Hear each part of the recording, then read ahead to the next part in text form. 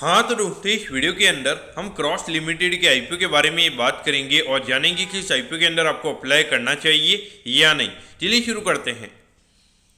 तो देखिए सबसे पहले अगर हम यहाँ पर आईपीओ के डिटेल्स के बारे में अगर हम बात करेंगे तो ये जो आईपीओ 9 तारीख को आईपीओ में स्टार्ट होता हुआ नजर आएगा और 11 तारीख को आईपीओ में क्लोज होता हुआ नजर आएगा। तो आपको पता होना चाहिए कि इसके साथ में दो मेन बोर्ड आईपीओ और है, एक है ना टॉसलिन टायर करके एक आईपीओ और इसके अलावा दूसरे की अगर हम बात करेंगे तो बजाज हाउसिंग फाइनेंस का एक और आईपीओ में यहाँ पे नजर आता है। और इसके अलावा अगर हम देखेंगे तो इसी सेम डेट पे हमें दो बड़े यानी कि 50 से 60 करोड़ के लगभग के कुछ ऐसे में आईपीओ भी है। तो कहीं ना कहीं देखा जाए तो 9 से 11 यहाँ पे आईपीओ इन्वेस्टर्स के लिए काफी बिजी रहने वाला है।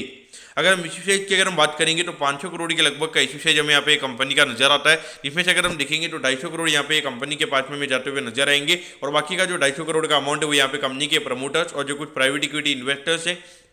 उनके पास में ये पैसा में जाता हुआ नजर आएगा।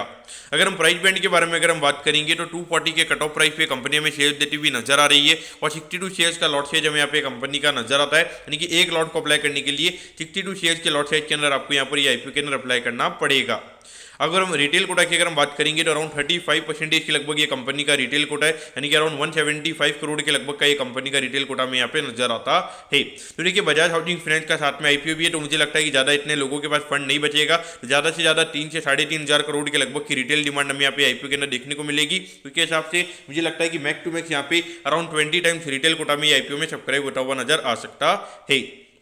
अब अगर हम यहाँ पे कंपनी के फंडामेंटल्स की अगर हम बात करेंगे तो देखिए जो कंपनी है ट्रेलर एक्सेल से कंपनी में बनाती हुई नजर आती है। इतना ज़्यादा ये पर्टिकुलरली इंडस्ट्री का मुझे नॉलेज नहीं है, लेकिन जिस तरीके की इंडस्ट्री अगर हम देखेंगे उसको देख के ऐसे लग रहा था कि थोड़ा यहाँ पे सिक्लिकल इंडस्ट्री रहेगी, यानी कि आने वाले टाइम पे ऐसा नहीं कि कंसिस्टेंट ग्रोथ ये सेक्टर में हमें देखने को मिलेगी। तो उस पॉइंट से अगर आप देखोगे तो यहाँ पे लॉन्ग टर्म में मार्केट 25-30 से ज़्यादा का पी रेशियो यहाँ पे कंपनी को नहीं देगा। लेकिन अगर हम करंटली अगर हम वैल्यूएशन की अगर हम बात करेंगे लगभग 1500 करोड़ के मार्केट के पे कंपनी का आईपीओ में आता हुआ नजर आ रहा है और पिछले साल की अर्निंग के हिसाब से अराउंड 35 टाइम्स लगभग का पी रेशियो में यहाँ पे कंपनी का नजर आता है। तो कहीं ना कहीं देखा जाए तो वैल्यूएशन वाइज यहाँ पे काफी ज्यादा कॉस्टली वैल्यूएशन पे कंपनी का आईपीओ में आता हुआ नजर आ रहा है और उसमें भी अगर हम देखेंगे 1500 करोड़ में से लगभग 500 करोड़ के लगभग का आईपीओ यहाँ पे कंपनी का,